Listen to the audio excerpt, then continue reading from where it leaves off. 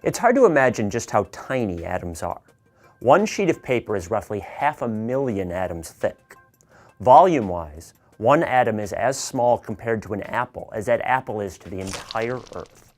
So you might be surprised to learn that chemists can actually see atoms, not with their eyes, with incredibly precise tools.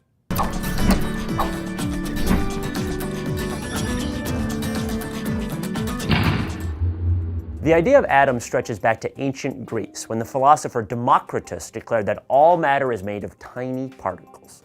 The philosopher Plato even decided, wrongly, that different substances had different shaped atoms, like pyramids or cubes.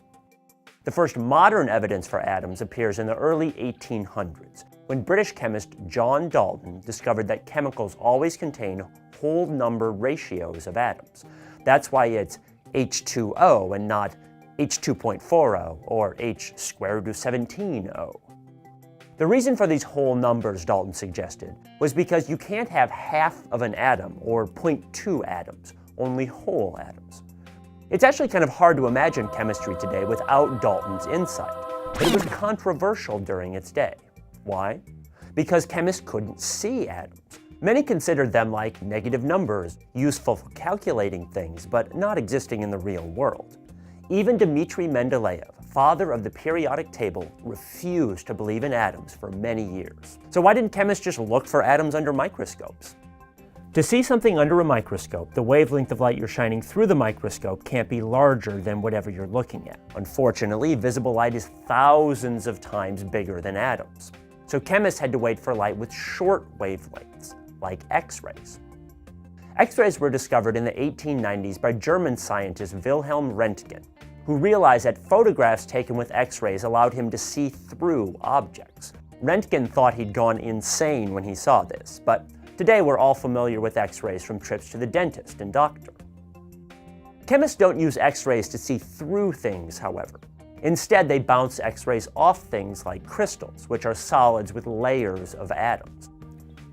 When X-rays hit an atom in the crystal, they bounce back. Others slip through and bounce off the second layer down, or the third layer, or deeper. After being reflected, these X-rays strike a detector screen, like the ball bouncing back in Pong. And based on the pattern of where they strike the wall, scientists can work backward and figure out the 3D arrangement of atoms in the crystal. This reflection and interaction of light rays is called diffraction. X-ray diffraction, sometimes called X-ray crystallography, has led to dozens of Nobel Prizes for chemists since the 1920s. It also led to one of the biggest discoveries in science history, the structure of DNA.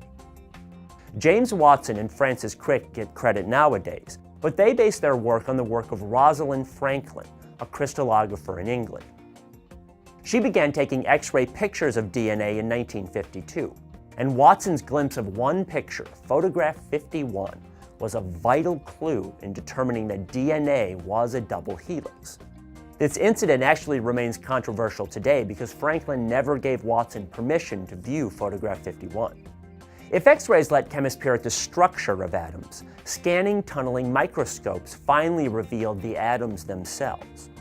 Rather than bounce light off something, an STM runs a sharp needle over the surface. It's like chemical braille, except the tip never quite touches. As the tip moves along the surface, scientists can reconstruct the atomic landscape, making individual atoms visible at last in the early 1980s. Lo and behold, the atoms weren't Plato's cubes and pyramids, but spheres of different sizes. By 1989, a few scientists had even adapted STM technology to manipulate xenon atoms and spell out words. We'll let you guess what company they worked for. Also in 1989, the chemist Ahmed Zewail moved beyond looking at stationary atoms and developed tools to see atoms in action. Zewail wanted to study how atoms break bonds and swap partners during reactions. So he developed the world's fastest camera, which shoots pulses of laser light a few femtoseconds long, a few billionths of a microsecond. While Zewail's laser flashed like a strobe, his camera snapped pictures. Zewail then ran the pictures together like a slow-motion replay. Since then, femtochemistry has provided insight into everything from ozone depletion to the working of the human retina. Zewail won a Nobel Prize for his work in chemistry in 1999. The ancient Greeks dreamed up fanciful shapes for atoms, but it took 2,400 years before scientists could see them for real and study their behavior.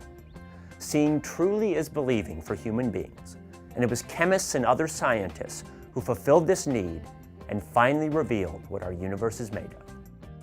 Thanks for watching, Chemheads. Be sure to check out other videos in the Legends series, like the woman who saved the US space program, and the crafty scientist who tricked the Nazis. Don't forget to hit the subscribe button for more weekly chemistry awesomeness.